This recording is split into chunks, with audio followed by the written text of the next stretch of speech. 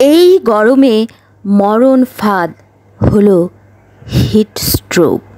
আবহাওয়া যখন গরম হয়ে যায় তখন আমাদের শরীরের তাপমাত্রা কমিয়ে রাখার জন্য শরীরকে কিছু কাজ করতে হয়। শরীর থেকে তাপমাত্রা ছেড়ে দেওয়ার ফলে চামড়ার কাছাকাছি যেসব রক্তনালী আছে সেগুলো খুলে যায় এবং দ্রুত ঘাম হতে শুরু করে। ঘাম যখন বাষ্প হয়ে উড়ে যায় তখনই শুরু হয় শরীরে আসল খেলা। সেই সময় শরীর ঠান্ডা হতে থাকে আর ভেতর থেকে তাপমাত্রা বেড়ে যায়। প্রকৃতি এবং মানব দেহের এই নাটকীয়তার প্রভাব হচ্ছে হিট স্ট্রোক এবং চরম পরিশ্রান্তি। এই শরীরের তাপমাত্রার যে ওঠানামা, এর ফলে আমরা হিট স্ট্রোক এবং চরম পরিশ্রান্তিতে ভুগছি। হিট স্ট্রোক ও চরম পরিশ্রান্তি এর মধ্যে যে পার্থক্য রয়েছে সেটাই এখন আপনাদের কাছে বলবো। হিট স্ট্রোক প্রচণ্ড মাথা ব্যথা, ঘাম না হওয়া, 40 ডিগ্রি সেলসিয়াসের বেশি গরম, শুষ্ক ত্বক, বমি বমি ভাব, নাড়ির স্পন্দন দ্রুত হওয়া, অজ্ঞান হওয়া, কোনো প্রত্যঙ্গ কেঁপে ওঠা, কোমার অভিজ্ঞতা।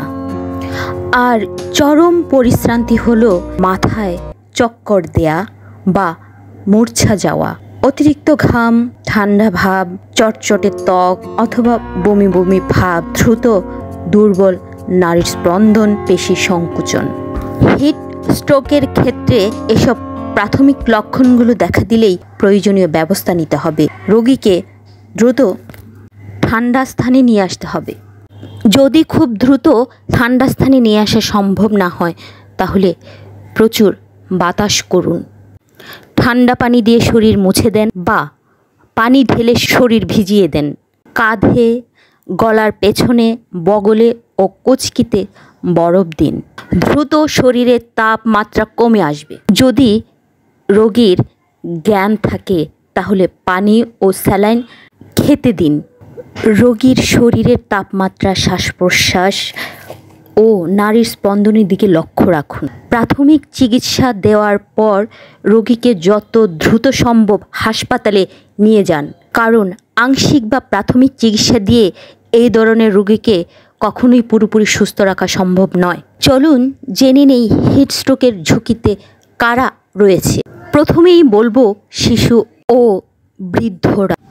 এরপরে যাদের কথা বলবো তারা হচ্ছেন প্রচণ্ড রোদে কায়িক পরিশ্রম যারা করেন, প্রচণ্ড তাপদাহে যেসব মানুষ রাস্তা দিয়ে হাঁটাচলা করেন সেসব পথচারী। এছাড়াও শরীরে পানি শূন্যতা দেখা দিলে হিট স্ট্রোক হতে পারে। আজকের জন্য বিদায় নিচ্ছি। সবাই সুস্থ থাকুন, ভালো থাকুন এই গ্রীষ্মে।